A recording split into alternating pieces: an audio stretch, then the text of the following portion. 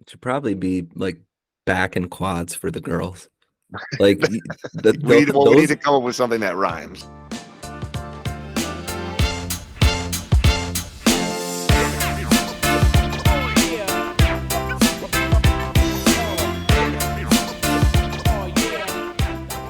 Hello and welcome back to another episode of the Better Basics podcast, the least douchey fitness podcast you will ever find. My name is Matt Stone, and as always, I have with me my best friend.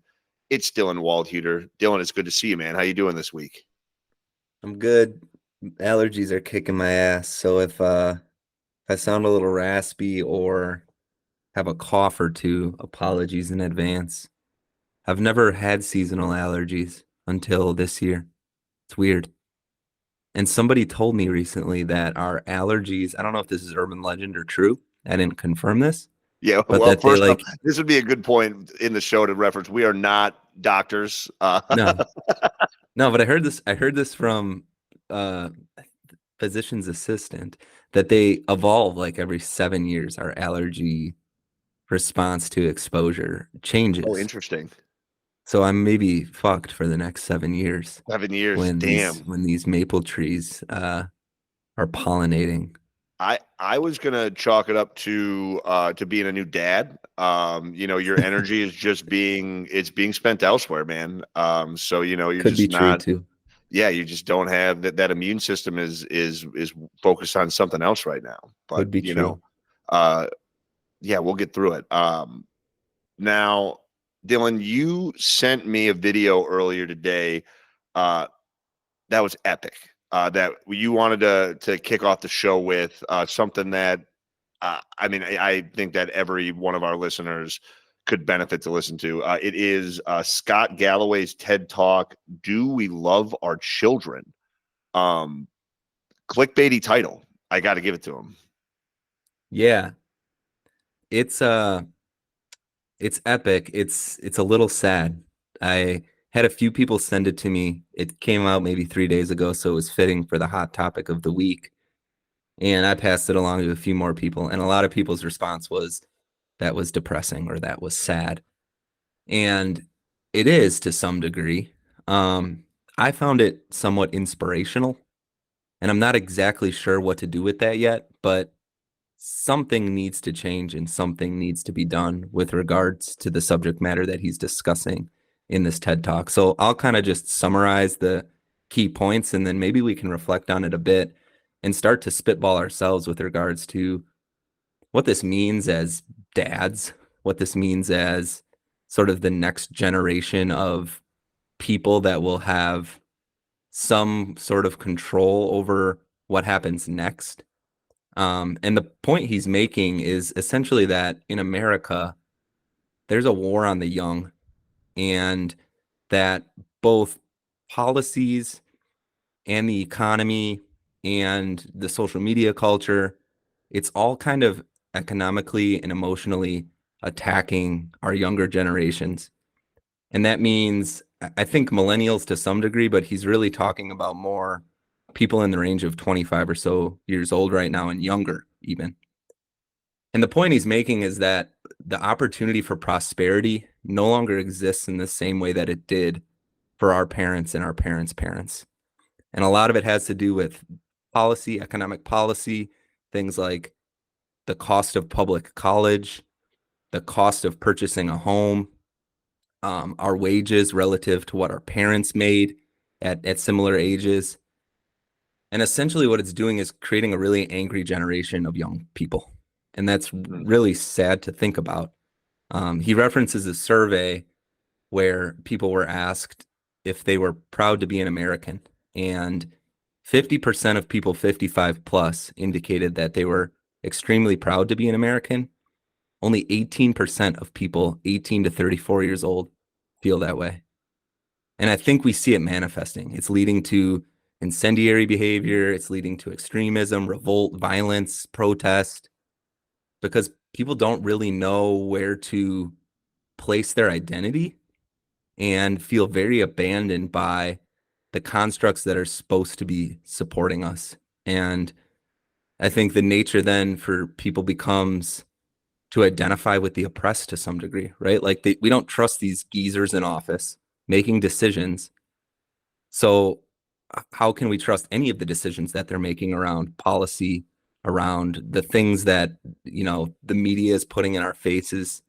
Um, and it's sad, right? Like we're represented by a bunch of old fucks. Like the two people running for president are 77 plus years old. How is a 77-year-old guy supposed to know what it's like to be 15, 25, 35 years old in today's world? How with as important as technology is and the prevalence of social media, how is that person supposed to know how to create policy and navigate the landscape of what technology is going to be doing, is already doing, and is going to be doing to younger generations? And so he references these graphs, right? Like they're all upward trends. More kids are hurting themselves, more teens are depressed, young people aren't having sex, obesity in young people is exploding, overdose deaths in young people's way up, and young people are having way less kids.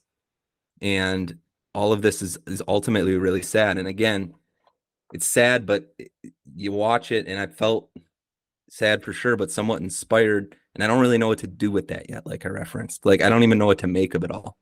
But I think it's worth watching. I think it's worth everybody being aware of. And I think as sort of again, the next generation of people that will find themselves in positions to have influence over policy, but also our parenting children, to think about what we can do better to reverse some of these trends and to create a better, more prosperous world for young people.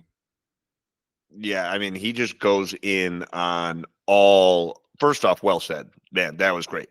Thanks. Um, he went in on all of the institutions. He went in on the education system. He went in on the housing. He went in on minimum wage, on Social Security, you name it, and they all are suffering. And the point that he's making is that all of the issues that you're seeing in all these systems is a deliberate. It's and that I think that's the key point, Mm-hmm. is that this isn't just you know it's just happening on accident. The point that he's making is that these are a deliberate attempt to steal wealth and prosperity from the youth and give it to the older folks. And you see that with the people who are in power. One of my favorite points that he made in the video was when he talked about how when Nancy Pelosi's when she had her first child, um not everybody even had a black and white or had a color TV yet. Um, so how is a person who grew, is that fucking old? How are they supposed to know what's best for kids 25 and under nowadays? So, he offers and the thing that is encouraging about the video is he does offer solutions for all of those things. For something like that, it's as simple as term limits, which is absolutely ridiculous that that's even something that could be debated. The only people that would debate it are the people that are in power who want to stay there, and you understand why they don't want term limits. But when we talk about actually benefiting society, he offers a lot of really great things. I loved the how he talked about the potential reformation of the college system, and the way that he was putting it. There are so many kids that are realizing nowadays that college is not worth it for Mm-hmm. them. And what the argument that he's making is they're not wrong, but that doesn't mean that it can't be that way again. Mm-hmm. And so it I think exact what I texted you after I watched the video was that was awesome, but also really depressing, Yeah. which is spot on with what everybody else said. It is one of those things that it just makes you want to stay present and to really pay attention to the things that are going on, because it gets really easy to numb yourself to all of the issues that are happening in the world nowadays.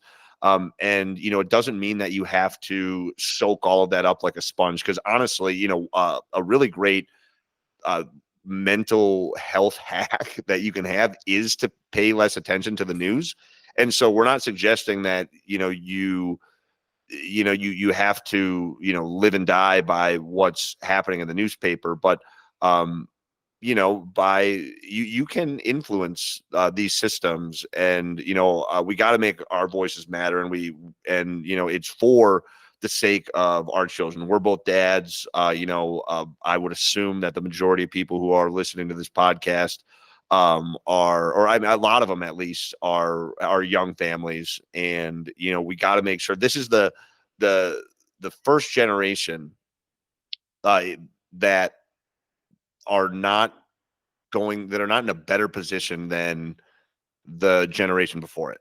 Hmm. And I'm not entirely sure how they determine that metric. But since the history, since the founding of this country, this is the first generation where we are, the children are going to be, in a worse position than the people before them. Yeah, I think he used like adjusted for inflation, the amount of money that 30-year-olds today are making relative to what their parents made at 30 years old is less than ever before. Like Mhm. it's a decreasing trend. And that's what we mean when we say that the prosperity no longer exists. Like younger people don't own assets. When the economy finds itself in trouble, these older politicians juice up the economy to maintain their stock position. But what that means is that the stock market isn't doing what it's supposed to do, which is naturally ebb and flow. And therefore, previous generations that had an opportunity to buy, Apple stock at $7 a share, that no longer we no longer have those opportunities because we just don't let it crash. We don't let the market do what it's supposed to do. We inflate it with, you know, COVID uh, loans and all these different things to keep the market artificially inflated. And it's continuing to pad their pockets, but it's causing all sorts of problems with regards to the state of the economy as young people relate to it today. Somebody asked me, what are you going to do about it? And I already said, like, I feel inspired and motivated and moved by it, but I don't really know what that means. And I'll continue to reflect on it. But I struggle a bit with like I've never been more checked out of the political situation, and I've never been happier. Like, but simultaneously, I understand my duty to be present in it and to exercise my voice and vote. But at the same time, if our options are two 90-year-olds, and I love he says, if I sound ageist, it's because I am. And it's like Yeah. it's not that we don't, it's just go retire, like just hang Yeah, it it's up, not we're not saying go old live people out shouldn't your have days. opinions, but Right. but they But shouldn't be steering don't the be making boat the for the whole country. e- exactly. And so it's like a tough balance. Like if you're participating in it, you're contributing to it, you're feeding it, you're allowing it to exist. And part of me is just like, I don't want to do that anymore. If we continue to feed it, it's going to continue to thrive.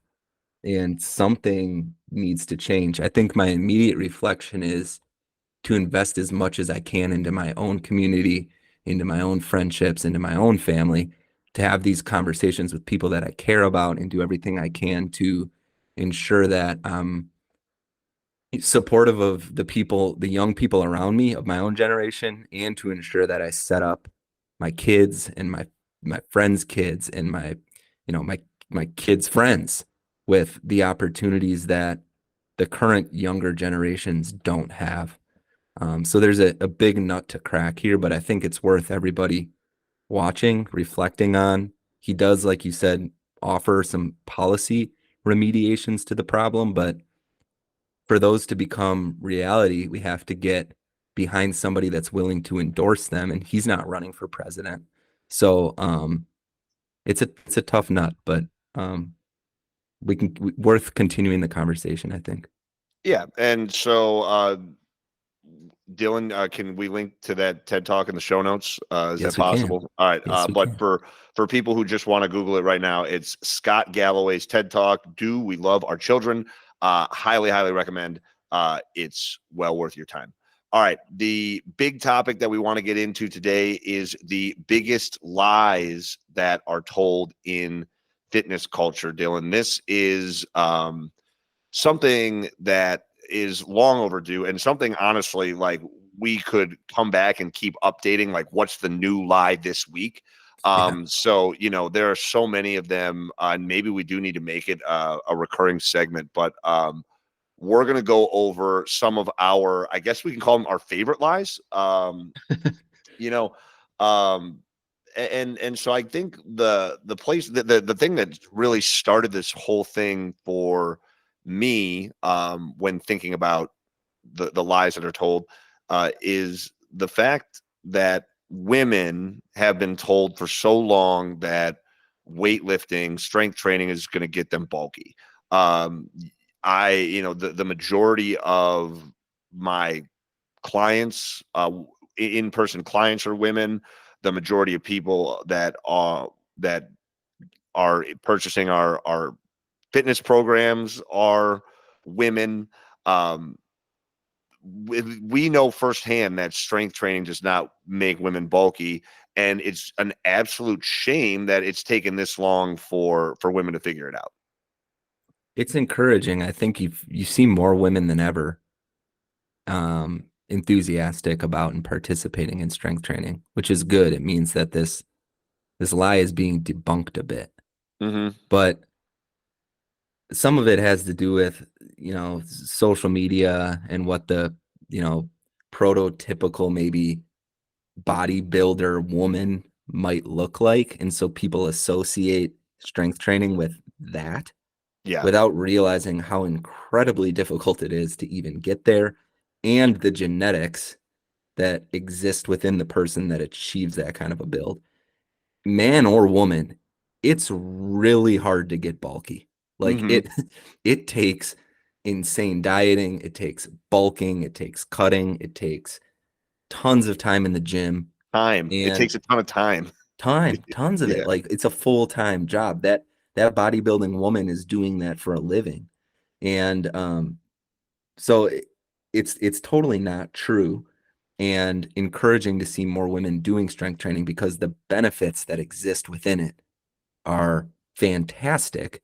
And I think the alternatives to it at times are dangerous to women, especially, right? Like a lot of this high intensity interval training leads to injuries, leads to overworking, and to see more women getting back to the roots of moving heavy weight and recognizing the benefits that come from it is great to see. Yeah, and women, I mean, they're just predisposed to not build quite as much muscle as men. They produce about, it's like 5 to 10% the amount of testosterone that men do. And as we know, testosterone is one of the factors that leads to muscle growth. So just inherently, even if a woman was strength training, the same amount as a man, that doesn't mean they're going to build muscle the same way that a man does. Now they can still build muscle relative to their frame and body. They can still build muscle no problem, or just like a man can similarly, but it's not going to look the same. And I think Mhm. that's a very important distinction, and some that we'll talk about a little bit later when it comes to another lie that is told in the fitness world. And maybe a good segue to that one. So the next one we have here, which I think applies to women and men to some degree, is that you can tone your muscles. And that's not really true. Muscle either grows or it shrinks. You can't tone up your muscle by doing higher rep ranges, like some people might suggest. The way that you tone muscle is you build it and then you get lean. And Mhm. that's what ultimately makes the muscle show up on your body. But this idea that you can tone by doing a certain type of exercise or strength training routine isn't true. The goal, the ambition should always be to build muscle. And we've talked about how to do that, and good strength training programs will help you do that through cycling through a focus on hypertrophy, where it really is about building muscle, through phases of strength to introduce a new novel stimulus, But the toning game, if you want the muscle to show up on your body, the way that you do it is you build it, and you build it through good Yeah. strength training programs, and then you diet. You get lean enough that that muscle starts to show up. You see guys and girls all the time that get really strong, and they may even lose a little bit of muscle in the process of getting lean, but they'll look buff once they get pretty lean. So if your ambition is to tone, really what you want to do is build muscle and then probably try to get a bit leaner. Yeah, exactly. Um, I have that it's one of the main conversations like when it's usually with women because again like this is one of the things that women are told like I don't want to build muscle, I just want to tone the muscle that I have. And so when I'm meeting with a new client, a lot of times if it is a woman, that is one of the things that they'll say. And what I don't do right away is just shit on them and say, "Well, here's the deal: you can't tone." No, we just kind of say, "Oh yeah, like a strength training program will tone muscle." But what it's really doing is just building it. So, Yeah, toning, I think it's just like they should just be looked as synonyms. Toning muscle sure. is building muscle. They're both good things. And but the next I guess, like lie that I think is hilarious and something that I know I bought into when I was a lot younger. And this one is for the fellas, and it's the curls, curls for the girls. And what I mean by that is like big arms and the six pack are like the aesthetic peaks. Like if you want to look like a jack dude, like you need to be doing it's curls, curls and core, curls and core, curls and core. Um, we have a friend now, an old friend that we played basketball with back in the day who had giant arms. He was basically the definition of curls for the girls. You know who I'm talking about. I do. I don't know if we want to shout him out, but like it looks goofy if you are just if all you're doing is focusing on building big arms and then trying to develop a small like chiseled waist. You're gonna look foolish. You know uh, a good looking like body is going to have a jacked back, it's going to have nice shoulders, and honestly the thing that I think that gets undersold more than anything is the lower body.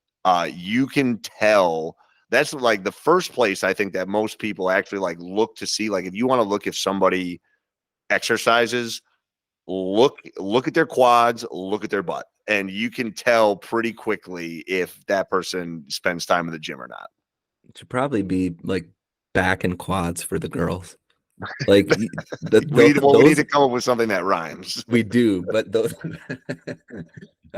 those are the muscle groups that will be more noticeable in a trained individual. Like if you see somebody with a built, to your point, back and or lower body, that typically means that they're running a health focused, well-rounded strength training program.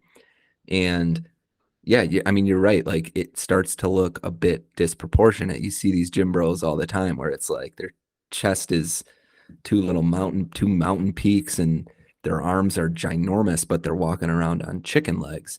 And Yeah, and they're probably really uncomfortable too, because yeah, like just having swollen chest and arms is not like it's not a functional way to relate to the world. Like it's just you're not going to be athletic that way. It's not going to have any functionality to it. Um yeah, it's ridiculous. And so I would like to, and this is one of the things that I like to do in the gym is focus more on the stuff like pull-ups. Instead of having instead of talking about how much you can bench, the conversation should be more how many pull-ups can you do, yeah. or like how heavy of a weighted pull-up can you do, because that to me is way more impressive than somebody being able to to bench 350. Yeah, the other day I was walking my son with my mom. It was a warmer day and I had on some shorts and this older woman was walking down the opposite side of the path and she went, "Oh, damn, look at them legs," talking to me. And then she said to my mom, "Don't worry, I'm old enough to be his mama." um, but man, I was flattered. Like, Yeah. Oh yeah. yeah, and How I could you was like, not be? That's amazing. I've worked really hard to, Yeah. work on my lower body. But that, that was what she noticed, and it was a little bit of a light bulb to say, like, yeah, that's tough to build, and it's impressive to people. So I was pretty flattered by that. I think on the other point to make on the curls for the girls thing is I think you mentioned this on the last episode. If your ambition is bigger arms, you should really be working on the triceps. Like the tricep is a bigger muscle in your arm, and that's ultimately what's going to make your arm look bigger, fuller, fill out the shirt a bit more. So curls are fairly overrated to some Oh, degree. Like so there, overrated. Yeah, there's 100%. if you want to build your biceps, fine.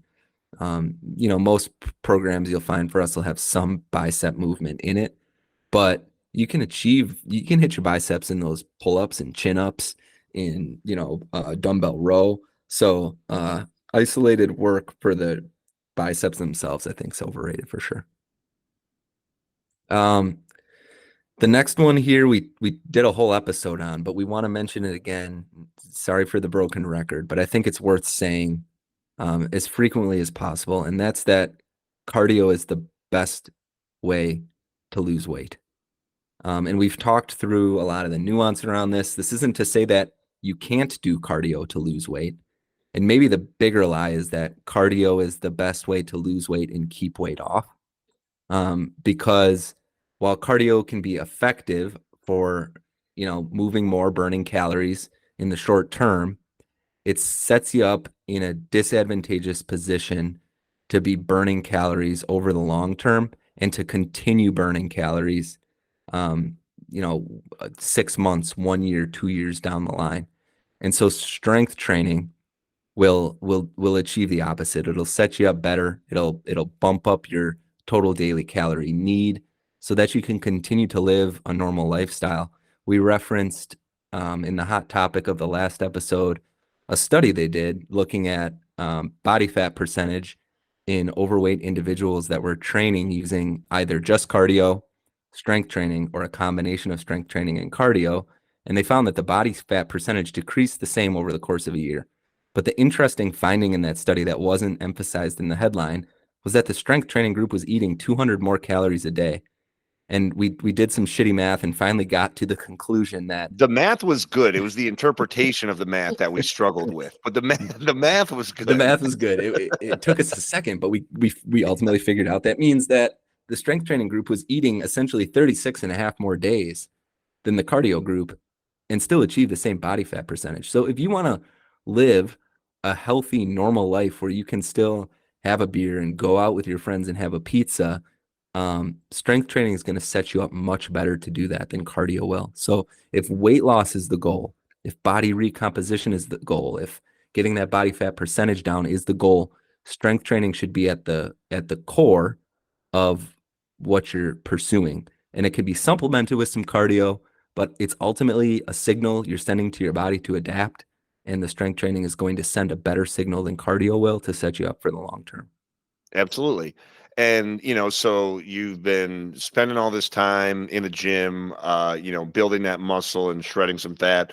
And that's all fine and good. But I think, this leads us into our next lie, which is that the most jacked guy in the room is the biggest expert in health. You don't need to look like a bodybuilder to be an expert in health and wellness, and you don't need to look like a bodybuilder to be healthy.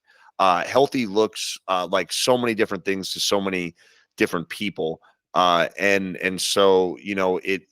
If somebody is big and strong, big muscles, it means a couple things. One, they probably spend a lot of time strength training, and they're probably pretty proficient at that. And they also might be blessed genetically. So But just because somebody is big and jacked, it doesn't mean that they're an expert on anything. It could mean that they're really good at lifting weights. It could also mean that they're on steroids. And so especially with how easy it is to sell snake oil and sell an idea, a vision of something on social media and the internet nowadays. I think it's just really important to not just gravitate towards the biggest, strongest looking influencer, and make sure that there's actually some substance to what they're saying. Yeah, it's sad because the best marketing strategy for you and I to sell our fitness programs would be to spend 6 months, lift like crazy, eat a totally restrictive diet, maybe juice a bit, get on some testosterone, then take some pictures with our shirts off, and then sell the programs. Right. And they'd sell like crazy because we have this association in our minds between a certain physique and what we want to achieve in terms of health. And the unfortunate reality, especially in the social media world, is that people that are taking their shirts off and selling programs based on that physique are selling you some bullshit. They're probably not that healthy unless they're incredibly physically, genetically gifted. Um, and they're probably doing some pretty unhealthy things to attain that physique. And it's ultimately just a marketing ploy to get people to buy what they're selling. So I'm not suggesting that you need to beware of everybody that has a nice physique. Some people honestly earn it. They've figured out a way to, implement pretty practical things into their regular life to achieve it. But I think we need to remove this association between this like Greek god physique and expertise in fitness, health, and wellness, because a lot of times actually what they're pushing is not going to be the best thing for most average, real, regular people. Amen, brother. Couldn't have said any better myself. The next one we have on here is the only way to grow your muscles is by lifting heavier weights. Mm-hmm. And this one was one that I bought into for a long time. I've mentioned before, I kind of had skinny guy syndrome. And so my goal every time I went into the gym was to lift as much weight as possible. So whatever I recorded in my log made me feel like I was combating the skinny guy in me. And I was talking to you recently. This was so ingrained in me that I don't think I'd really done any true hypertrophy focused, lower weight, slower moving weight training in my life. And I've emphasized that this year and I've seen some significant results because of it. So there are different adaptations that you can get from lifting weights in different ways. And lifting the heavier weights will make you stronger. If your goal is to lift heavier weights, then you should lift heavier weights. But if your goal is to build a good physique, if your goal is to get stronger, we've talked about the importance of novelty and really for hypertrophy, for building muscle, the goal should be more about lower weight, lower tempo, slower tempo, mind muscle connection. And that's going to put you in a much better position to achieve that. So it's not just about showing up every time and trying to put more weight on the bar. Can you add another rep? Can you bring the weight down and add 5 reps? Can you slow down the tempo and control it better? There are a lot of ways to achieve the goal of growing your muscles that don't just involve moving as much weight as possible. Yeah, and so the goal should always be to progress. But progress looks like so many different things. It, like you said, I mean, it could be a slower, more controlled tempo. It could be adding reps. It could be doing an extra set or two over the course of the week. And once you have kind of exhausted all of those other options, and if you still want to, if you're still looking for a way to progress, then you have the option to increase load. But load, meaning the amount of weight that you're using for each particular exercise, really should be one of the last things that you do in order to make an exercise more challenging. And it's unfortunately, it's one of the things that, especially um, when you get into strength training to begin with, it becomes one of those easy metrics to become obsessed with. because it makes you feel good. It feels good to get tangibly stronger, to look at the log and see that there's more weight on the bar than there was last time. And like I said, that's all fine and good, but what is going to end up happening if you just become load obsessed is you're going to run into walls, and more likely than not, there's going to be some sort of injury that comes along with it. There's your joints can only take so much, and if all you're doing is increasing load, you're probably not working on range of motion and strengthening all of those smaller muscles, as well as the ligaments and tendons that are also really, really important when we think about a strong physique, but also a really functional body. We need to take a podcast timeout. Okay. The tornado sirens are going off. Um, so I gotta check and make sure I'm not supposed to be in my basement and make sure my kid and wife are okay. So Yeah, let's man. let's Let's pause, take put some time. elevator music on. We'll come back and wrap up this list.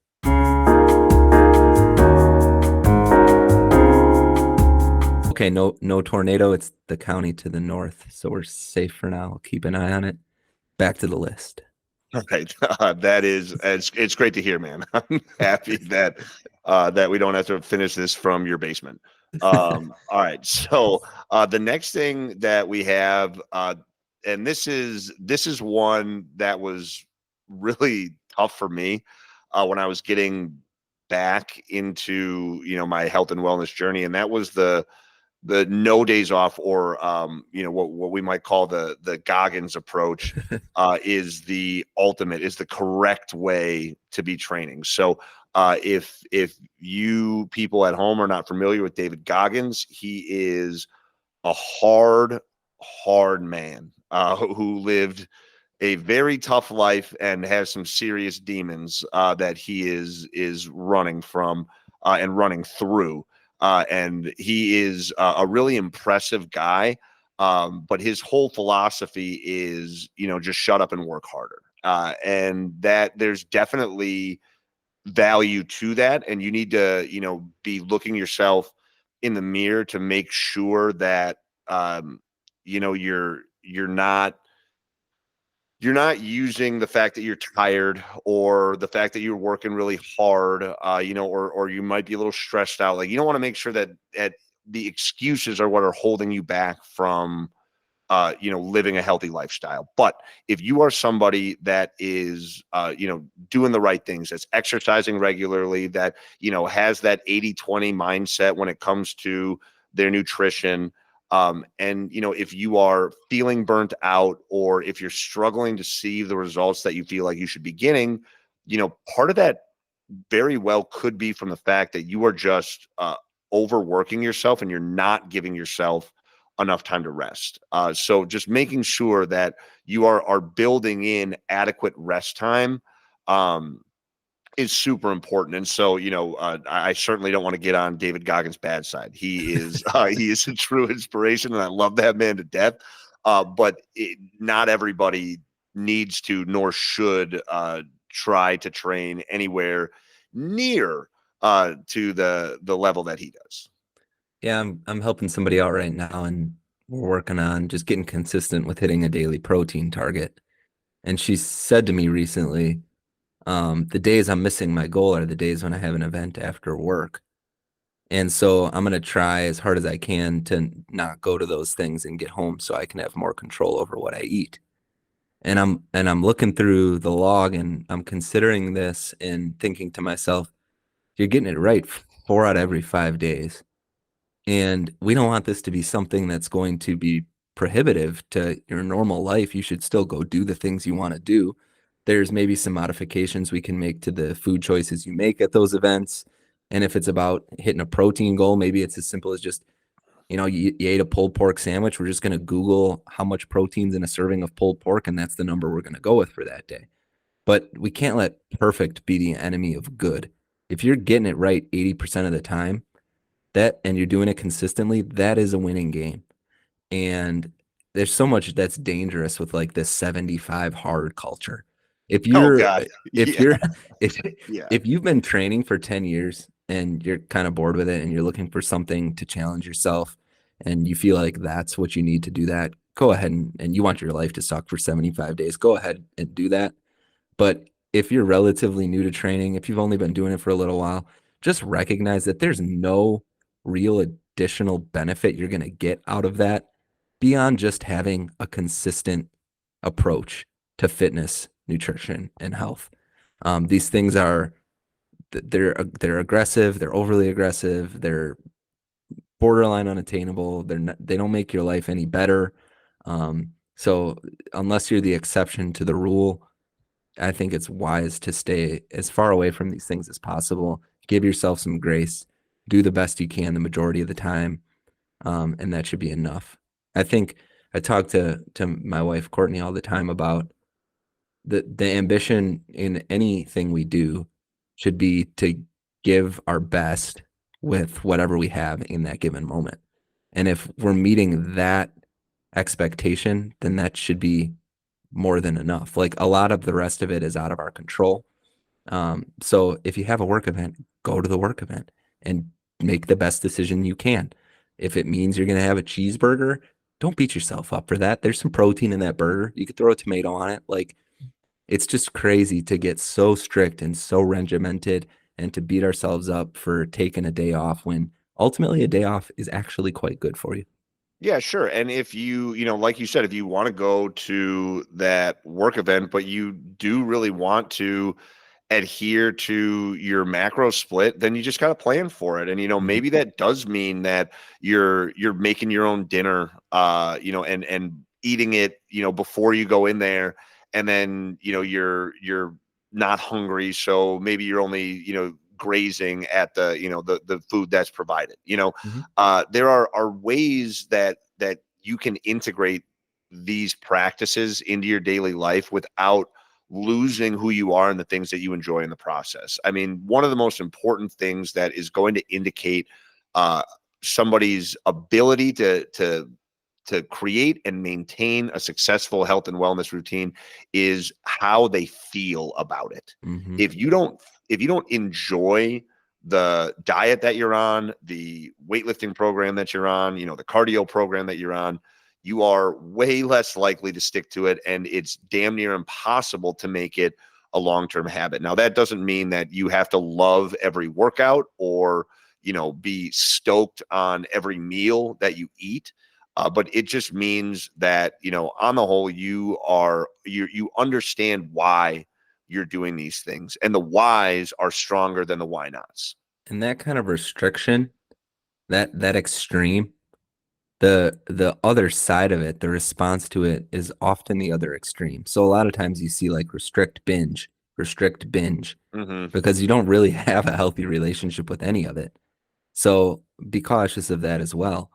It's a dangerous game. It's more about sustainability, consistency, and to your point, Matt, doing something that actually works and that you actually enjoy.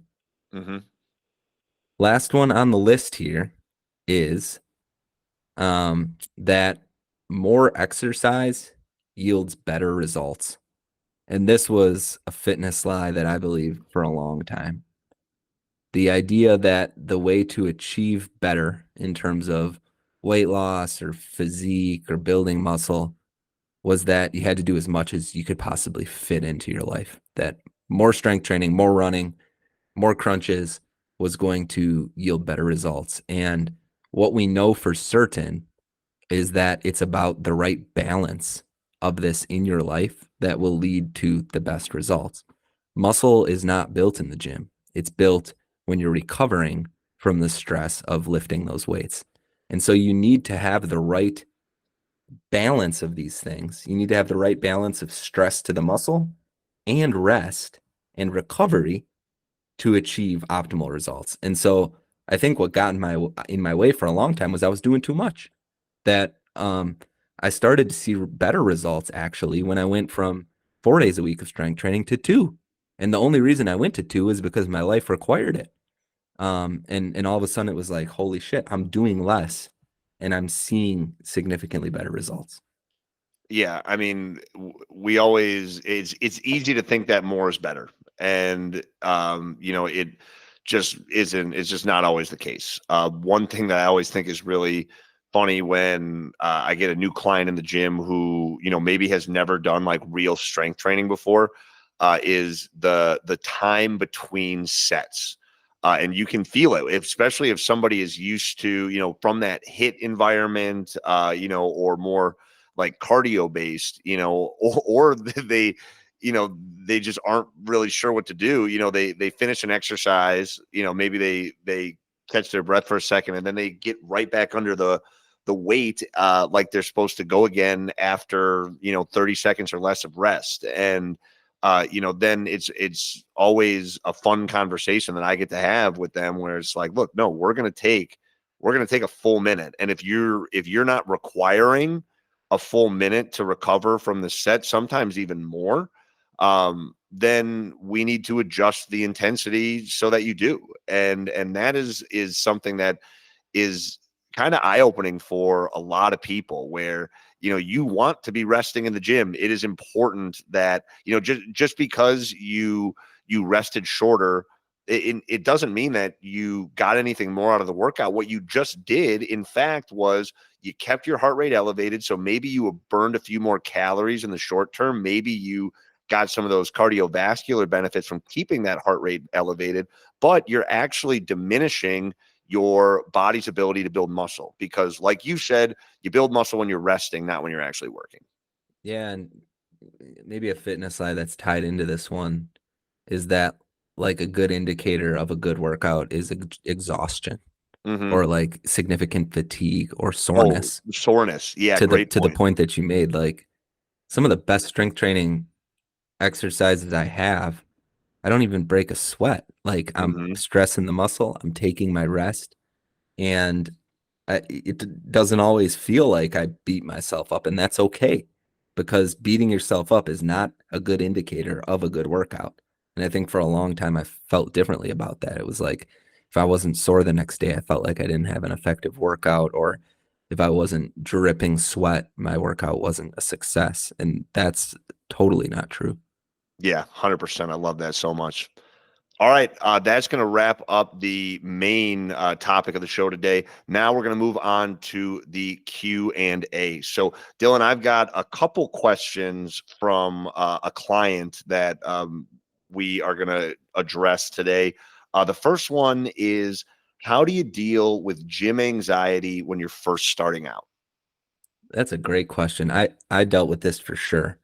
Again, skinny guy syndrome, right? So like I was constantly worried that the amount of weight I was lifting sort of put me out of touch with the other people around me, that I was getting in their way or that I wasn't doing things right.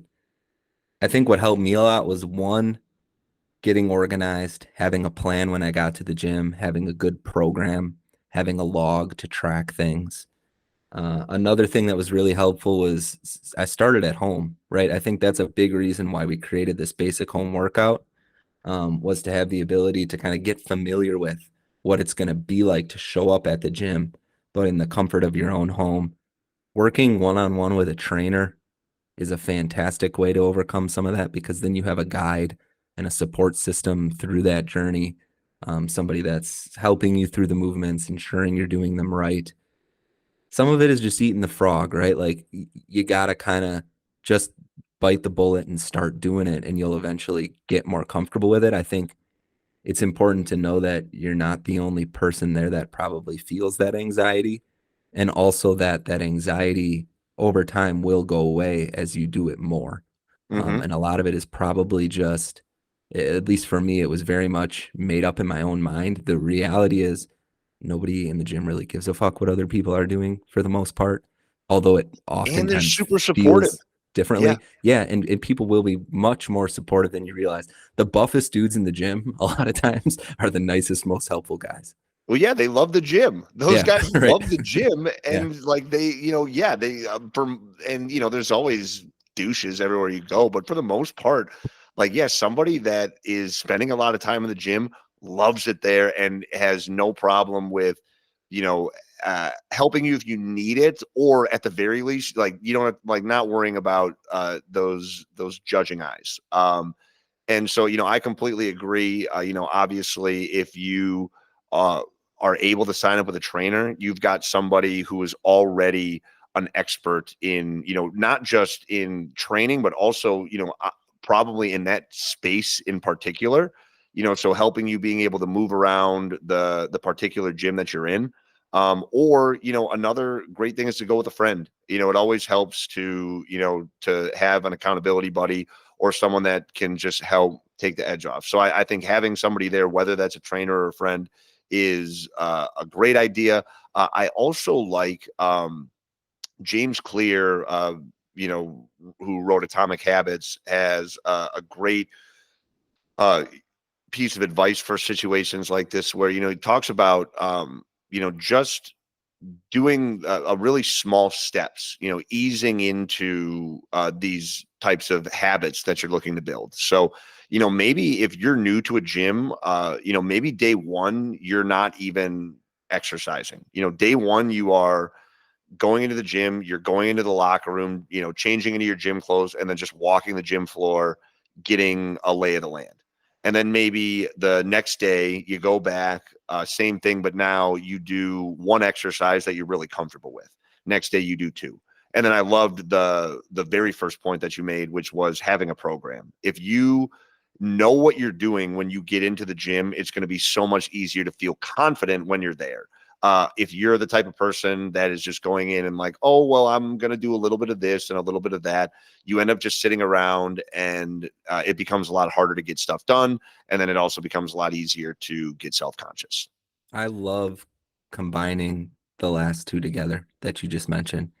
Have a program, take it to the gym, and start by just getting familiar with what that program's telling you to do. Go station to station, get familiar with the weights, get familiar with the space.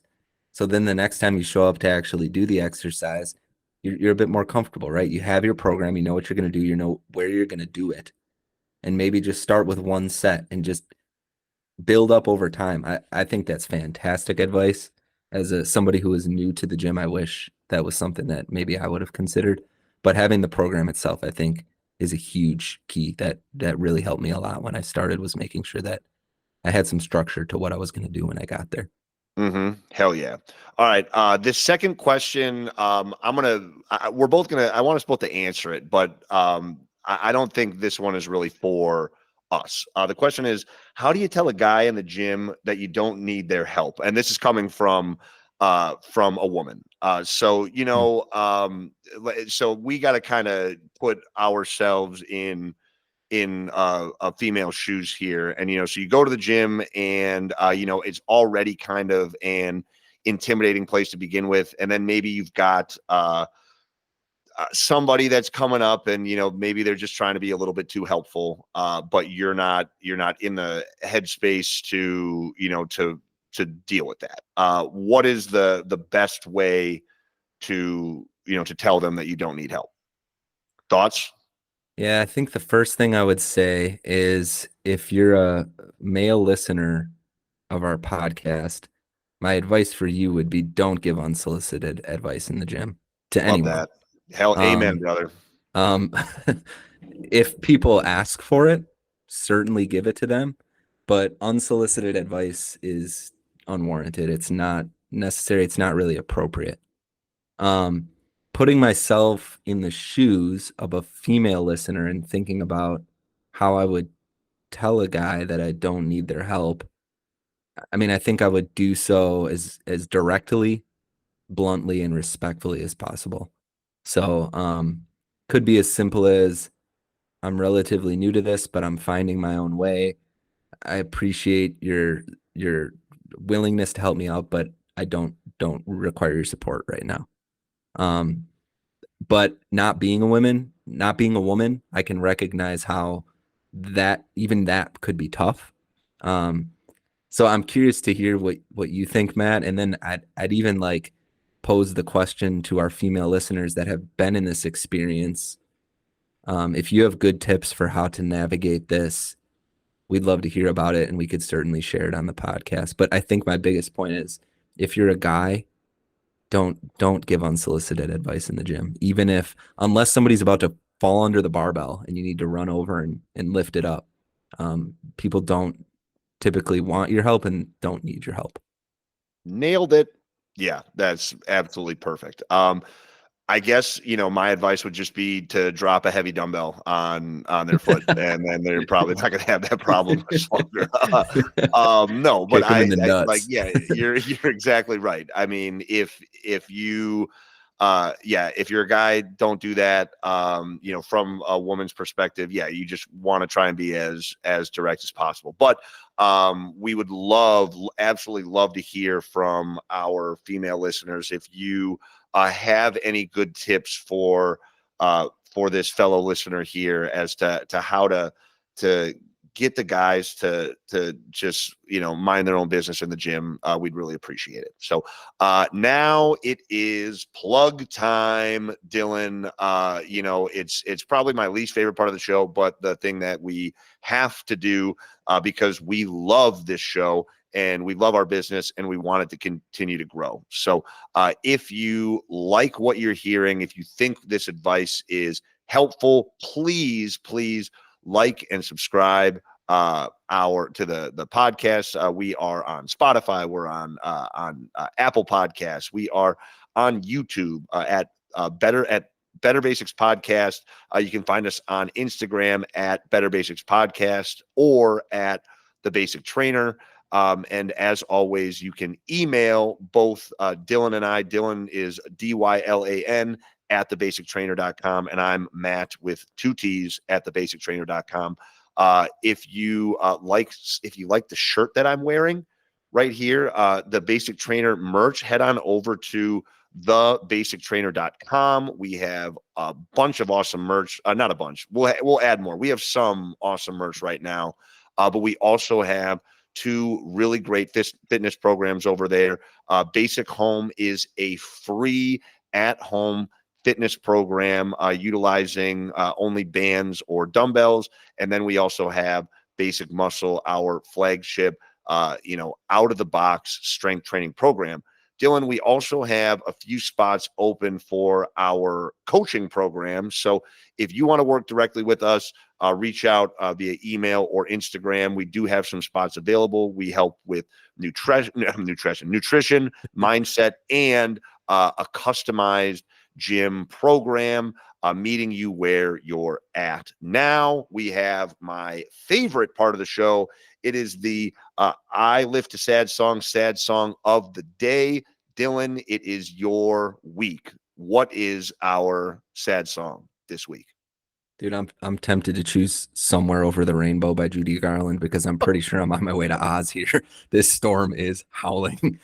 Um, so I better get this out quick. That's not a good song for lifting to though, but No, it it's is not. storming, dude. I don't know if my microphone's picking it up, but holy shit.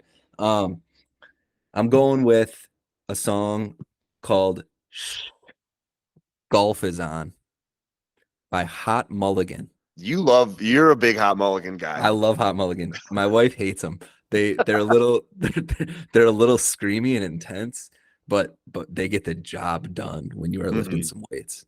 Facts. So Okay. check it out. Golf Is On. All right, everybody. Thank you so much. We'll see you next time.